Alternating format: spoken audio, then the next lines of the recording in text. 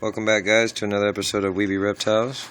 This is just a quick update because I'm picking up another snake tomorrow as well, but this is just a quick view of the one that I picked up today. As always, I think you guys already know Crunch, if you've watched any of my other videos. He's my first ball python that I've picked up since I've started to get into the snakes and start breeding and caring for them. I love the ball python morph. It's beautiful. Their patternation is always amazing, coloring and different. Just look at that. I love this. It looks so beautiful. Also, the great thing about ball pythons is that they don't get really, really big. I think they're probably the most ideal pet snake you could have because they're very docile. They're very handleable. You know, my guy here, I can give him kisses on his head and he won't run from me. See, look how I'm petting him, and he's not like running away and stuff. He's a very docile, very calm snake. Beautiful patterations, and the most they get is probably 5 feet for a female, 3.5 to 4 feet for a male. So it's an ideal pet, an ideal snake pet to have. You know, if you want to have a snake and you don't want to fear the huge, large animal that you feel will overpower you in some day, but these guys, they're beautiful. They're awesome colors. They're awesome size. Great personality. Like I said, this guy here, Crunch, he loves it when I touch him and kiss him and hold on to him. So, yeah, these guys are awesome. And I'm really digging them. I'm really, really liking how they act. So this is Crunch. If you've seen my other videos, you know of who he is. And now I'm going to introduce you to my new girl. I haven't named her yet, but this is my spider heck ghost ball python. She's also a juvenile, very young. You know, but she'll get probably to, I say about 5 feet, 13 to 1,200 feet, 1,200 grams in weight. See, she's being very resistant to me right now because I just got her, so she doesn't realize yet how I'm here just to love and care for her. But you can see she's a very beautiful, high expression spider, very clean markings. See how everything's very clean and uniformed and very low expression. She's in shed, so she's probably going to get even lighter and beautiful because she's heck ghost. And that heck ghost gives you that lighter pastel kind of look. So she is probably going to get lighter as she sheds. And I haven't given her a name yet because, like I said, I picked her up today. See if I can get her face out a little bit more. Hey, Mama. There you are, beautiful. That's a good girl. You see how pretty they are? Like I said, they're very docile. You know, eventually she'll realize that I'm just here to hold her and love her, and she'll start letting me hold her more, and she'll stretch out long and have ball up.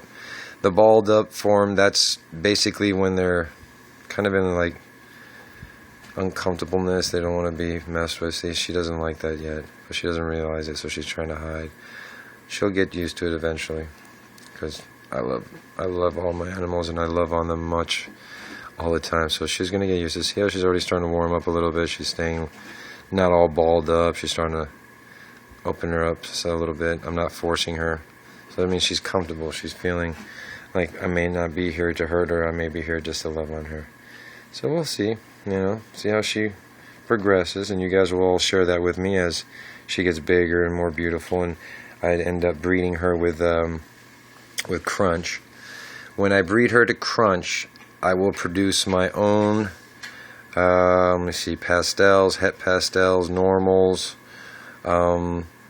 bumblebee, and that's about it when I breed her to Crunch, because Crunch is a pastel calico, so the pastel being a codominant gene and the calico being a dominant gene. I'll also actually make calikides, I think it's called, or something like that. So it's going to be very interesting what he's going to produce with them. But also tomorrow I'll be getting a bumblebee as well, which is what I'm going to produce with her. But by breeding a bumblebee to Crunch, being that he's already pastel, and her being a pastel as well, I will produce super bees. And see, my spider right here, she's not a pastel. She's a ghost, heck ghost, but not a pastel. She's a spider. Actually, I think she might be pastel. I'm sorry, that might be wrong. I'm still new to this, so I'm learning. So please forgive me if I've given wrong information.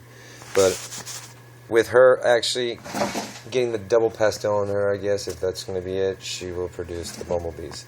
And then when I have him being a pastel calico breeding with a bumblebee, which is a dominant gene, I will get super bees. I'm sorry, no, killer bees. And killer bees are really beautiful animals. Like, they're like super pastel spiders which is what they really are. And what they do is they'll just get like this really, really reduction of scales. I mean, a pattern, and very, very light, almost kind of like white. So they're very beautiful animals, and I can't wait to produce those. And like I said, I'm not producing these guys because of like money or anything like that. I'm producing these guys so I can hopefully get some of the most beautiful spiders and bumblebees for myself. And of course, I'm going to sell them off. The ones that are as beautiful as the one I keep for myself. Hopefully everything that I produce comes out beautiful. But, you know, of course I'm doing it mainly because I'm just very interested in what I can produce with two quality animals. But again, yeah, I'll give you guys more updates tomorrow. I'll show you guys another update of my bumblebee girl. I also want to give a little shout out to a good friend of mine, Andrew. He's got his own channel. I think I need you guys to also check him out. He's the one that's basically giving me a lot of information about my spiders. He's very informed about them.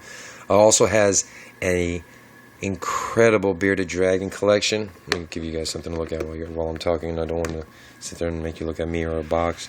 But his name is Drew 2000. 2002, I think it is, or 2012. Drew 2012. I'll find out exactly. But if anything, I'll actually put it on the description. But do check him out, please. He's a very good friend of mine. All his bearded dragons are imports. Not all of them, of course, but a lot of them are imports that come from extremely high-end collectors and breeders. His snakes are one of a kind. You've got pieds, clowns. He's got an amazing, amazing colony. He just picked up a beautiful iguana. I mean, like I said, if you guys like how I have my colony where I have multiple beautiful animals, Andrew's somebody you got to check out as well. He's not new to the game. He has been around for a while. He's just now getting into bearded dragons, is a little more heavier, but he was very much more into the snakes. So he's very, very informed person. You guys need any kind of help or anything like that, I'm sure he can offer you any kind of help as well. Very smart man. I appreciate a lot of the help he's given me with my snakes and giving me the right direction to look for and what to look for with snakes, because like I said, I am new to them, so I'm learning as I grow. So do me a favor, guys. Like I said, check them out and check him out. He's one of the great breeders I've found. He's going to be making some beautiful dunners. I mean, he's already got amazing dragons, but he's also got some dunners as well. So he's going to have I think he's going to have actually silky dunners. You guys got to look for those trans silk dunners. Alright, guys, keep me updated. Let me know if you guys like the videos. If you want any new ones, suggestions, let me know. Alright, bye.